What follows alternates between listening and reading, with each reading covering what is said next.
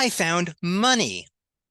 Toastmaster of the day, fellow Toastmasters and guests, I called Fidelity Bank to check on my 401k plan. After giving them my social security number, they asked me which account I was calling about. Which account? I thought I only had one account. It turned out a previous employer had reviewed their records after I had left and discovered an accounting error. They had not deposited enough money in my 401k. To fix this, they reopened my previous account and deposited the money there. Unfortunately for me, the bank had my old address for that account. This was now almost 10 years ago in a different city and after at least 3 address changes. So I asked them if they could transfer the money from the old employer 401k account into my current employer's account, both of them 401k accounts under the same name, the same social security number, and both at Fidelity. She said, "I can't do that," petulantly. You see, the old account can't be closed because it is marked as having an invalid address. This was because the bank had sent the statements to the address they had on file, and the post office in the old city received them and wrote upon it, "Return to sender."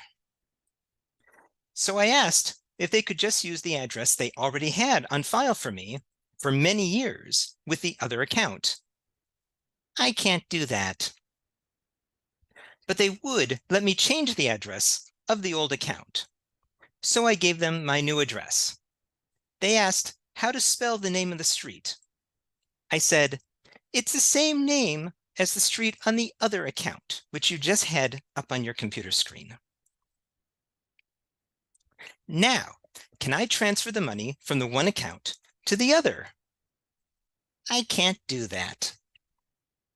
Their policy is not to close accounts within 30 days of an address change, so I need to call back in 30 days. With identity theft, I can understand the need for such a policy. But I wasn't asking them to let me run away with the money. I was trying to transfer it from one account into a long-standing account at the same bank with the same social security number. They would have complete record of the transaction. So I waited and called back after 30 days. Now, could they please transfer the money from the one account into the other account? They both have the same name, the same social security number, the same address, and they are both 401k plans. I can't do that. But they would close the account and send me a check for the entire amount. I would then have to endorse the check and send it back to them to deposit in the new account. Oh, and with the check to deposit, they also needed a signed and notarized form from me certifying that the money was coming from an authorized 401k plan. You're kidding, I said. It's coming from your plan. Can't you say that it's authorized? I can't do that. They warned me that if I failed to deposit the check into another qualified 401k plan within 90 days, that I would be charged a government penalty, as if I was suggesting doing something unusual. Wouldn't it be easier to just transfer the money from the one account into the other? They're both there at Fidelity, and you have access to both accounts from your same computer monitor. And then there wouldn't be the possibility that I might not deposit the money into an appropriate account within 90 days. I can't do that. Fine, send the check. A few weeks later, the check arrives. I endorse it, fill out the form to certify that the money was coming from an authorized, if slightly incompetent, 401k plan. I had it notarized and zoop, send it back to Fidelity. 2 months later, I was still getting statements from them about the old account. So I called to see what was up. It seems that between the time that they had written the check and the time that they received it again for deposit, the investments in the old account had increased slightly, so there was still a little money left in the account. 37 cents. I asked if they could just transfer the money from the one account to the other. After all, at this point, they had my signature endorsing the check.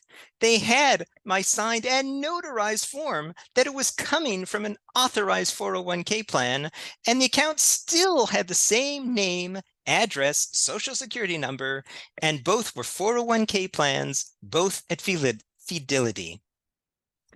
I can't do that. Please? I thought about how Fidelity would spend more than 37 cents sending me statements every month, and how I had tried to do the right thing. They warned me that if the account was under the minimum balance for too long, that it would be closed anyway, and a check would be sent to me for that amount, and there would be a government penalty to pay for early withdrawal. I asked them what the penalty would be. About 7 cents. Rounded to the nearest dollar. They once again asked if I wanted to close the account. I said, I can't do that, and hung up. Toastmaster of the day.